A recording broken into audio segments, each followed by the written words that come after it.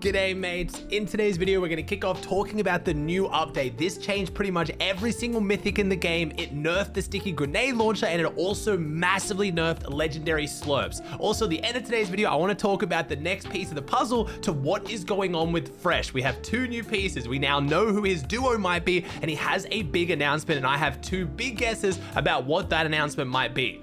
Let's jump into it.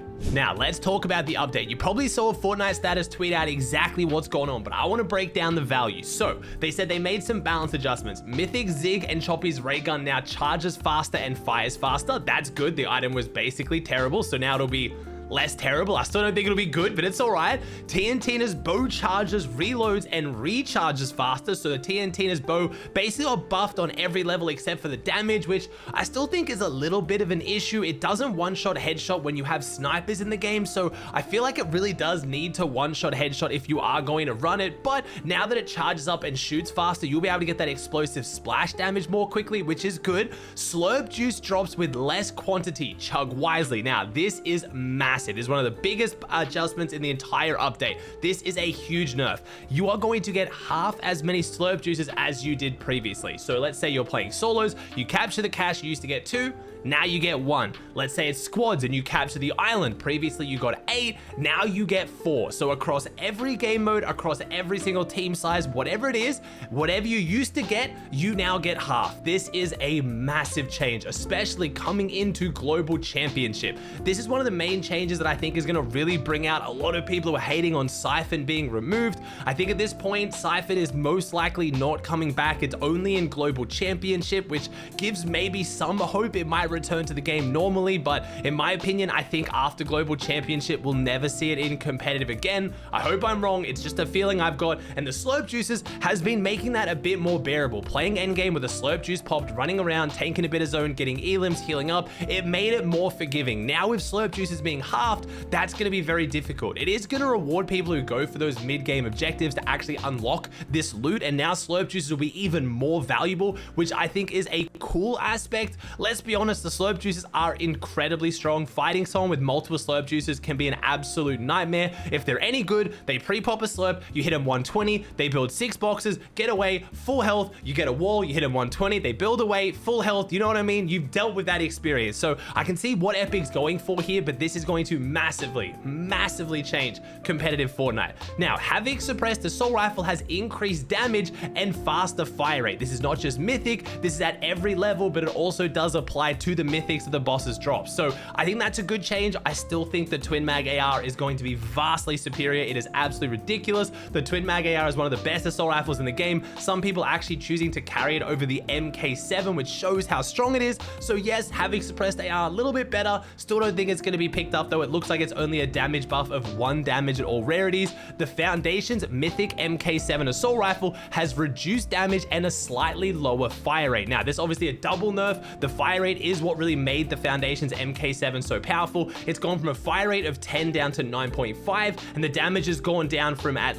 23 to 22. So it's not a huge nerf, but it will be enough to hopefully bring it a little bit more in line of being balanced. It is one of the strongest assault rifles we've ever seen in the game, and honestly, it needed a change. Now, one that I've been hoping for, I've really tried to keep my videos positive over the last few seasons. I think the game is in a good spot. The sticky grenade launcher is one of my least favorite items of all time. I don't enjoy using it. I absolutely hate versing it, and I was really hoping we were going to get some nerfs, and we have, but unfortunately, I don't think the nerfs have addressed the exact main issue with this weapon. So, sticky grenade launcher has a slower fire rate and a longer reload time. We've added a cooldown when swapping between 2 launchers. If you guys have seen, Nick 830 was doing it on day 1. The double sticky grenade launcher is absurd. It is so powerful, so obnoxious. I'm happy they've basically made it so that you can't carry 2 of them, or if you do, it's mostly pointless. With the delay between switching, you might as well just keep shooting 1. Now, increased reload time. I'm all for that. One of the main reasons this gun is so obnoxious is because you can just reload, shoot, reload, shoot, reload, shoot. If you had to like reload all of the shots before shooting like a regular gun,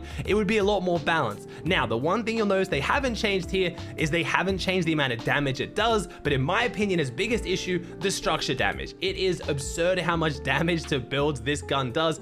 Any material, wood, brick, or metal being just built will instantly break. So if someone's just firing this on you, You can't stop it. So we'll see if it's any significant of a nerf. I don't think it's going to have a huge impact. I think the sticky grenade launcher is still going to be incredibly powerful and very, very oppressive, but I guess we'll have to see. The Gunner Stinger SMG deals slightly more damage per bullet with decreased vertical recoil. I really like this change. So since we had Gunner Stinger SMG in the game back in chapter 3, you probably remember people not picking it up over like a regular gray Stinger SMG, and it always confused people every time I did it when I was playing. My stream freaked out. The amount of recoil on the Gunner Stinger SMG often doesn't make the damage it deals worth it, because you might as well carry a combat SMG that does more damage anyway. But with reduced recoil and slightly more damage, I feel like the Gunner Stinger SMG actually has a place in the meta right now. I would run this over a combat SMG if these values are as good as I think they are. Now, let's talk about what's going on with Fresh. I talked about it a few days ago. He made a tweet saying, looking for a Fortnite duo. We have 2 new pieces to the puzzle. 2 days later, he tweeted out the signing gift. Now, if you don't know what this is used for, normally within the content world, it's meant to either joining an organization, so whether he's joining an org, or it's usually some kind of big sponsor or big deal. Now, my thoughts are, if it's an org, it looks like it could be Power. Obviously, Power is taking over OC Fortnite. They have for a long time. Lachlan, very good friends with Fresh, goes way back. He is actually responded to the tweet with eyeballs emoji, which makes me believe it less. I feel like he wouldn't want to do it like that. I don't know, but Power Fresh could be massive. He said he was looking for a Fortnite duo, coming back to competitive, representing Power, making content. It would be a match made in heaven, or it could be a streaming deal. So towards the end of Fresh's career, you may have noticed that he actually lost his partnership on Twitch. He was no longer partnered on Twitch, and I was thinking maybe he was going to sign a YouTube deal, something was going to happen. I talked about it in my Story of Fresh video.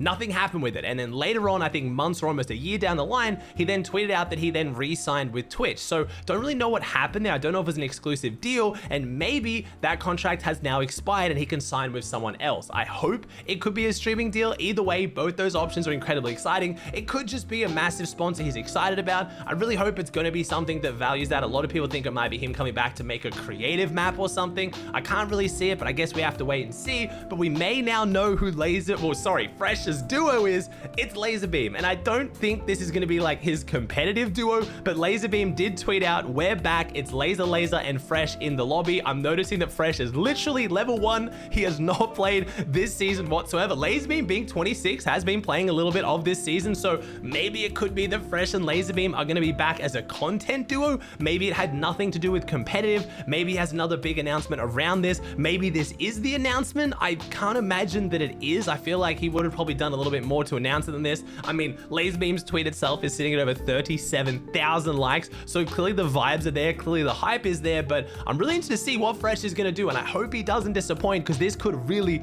boost up Fortnite's content numbers right now. 2 of the biggest creators in Fortnite of all time returning, and Fresh has another announcement on top of that. It's very exciting times.